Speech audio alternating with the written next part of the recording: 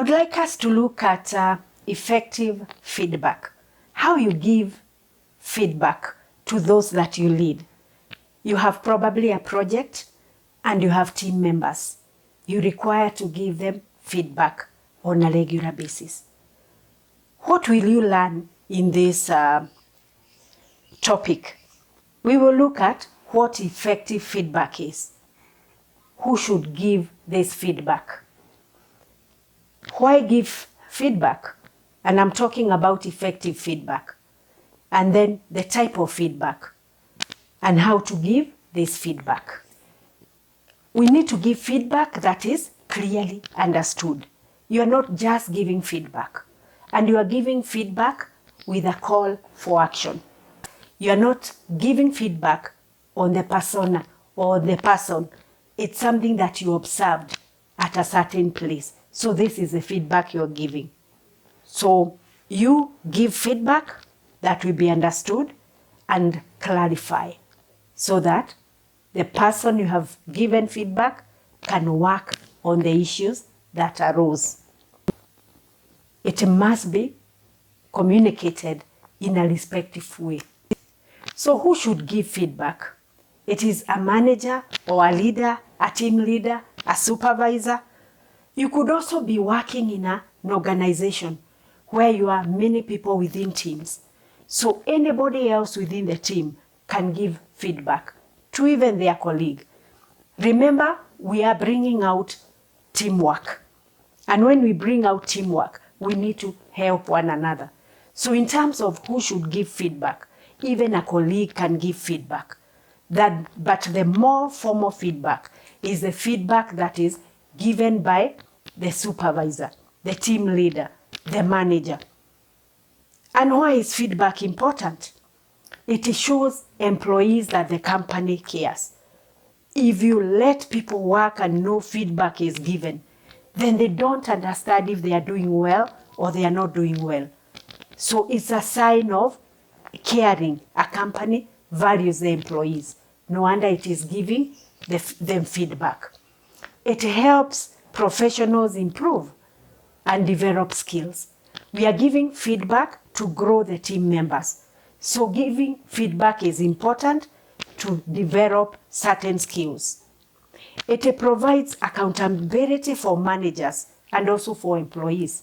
You are accountable to your team members. So you will give feedback on the work that is being done. It also helps management communicate its expectations.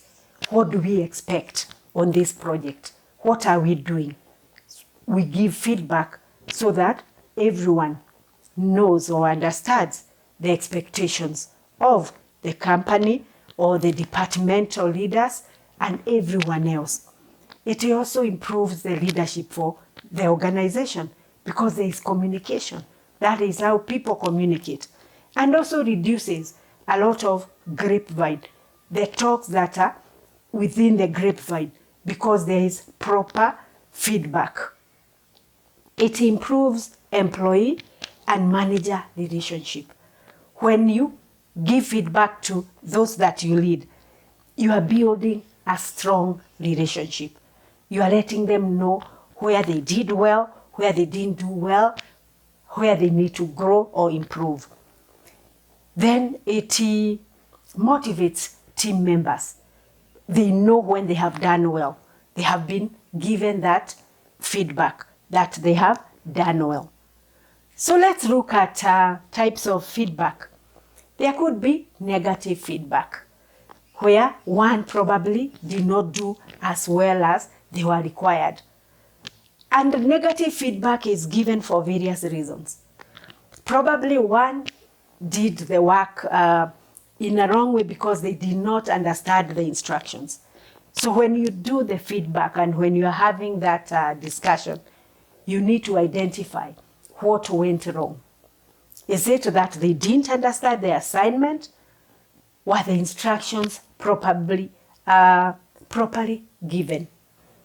So negative feedback is important so that people understand where and how they went wrong.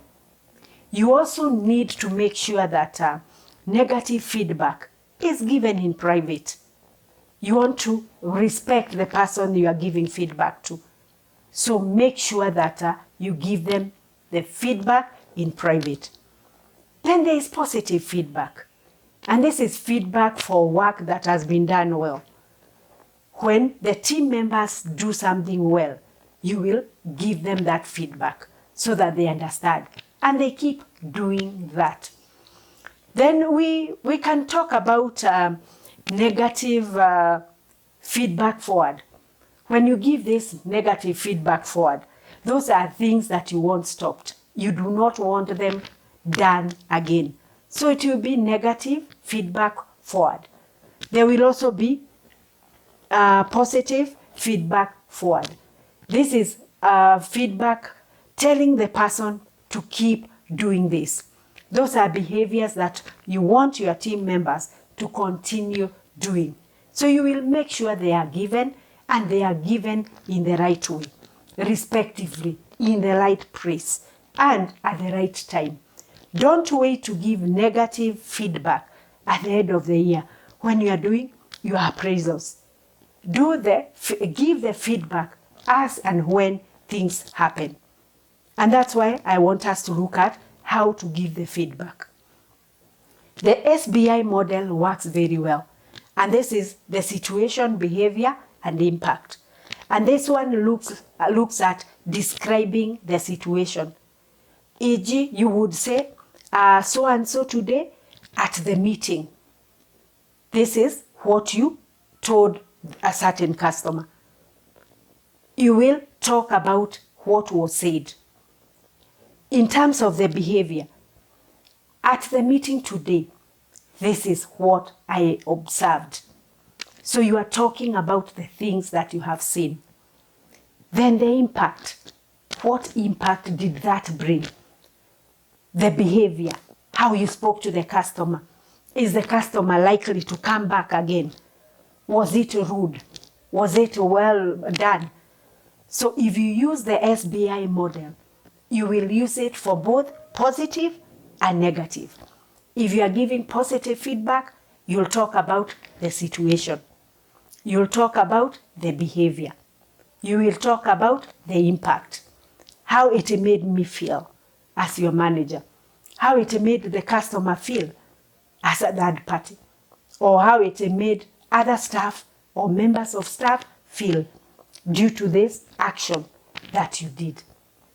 In summary, when we give feedback, we must make sure that the person giving feedback is credible.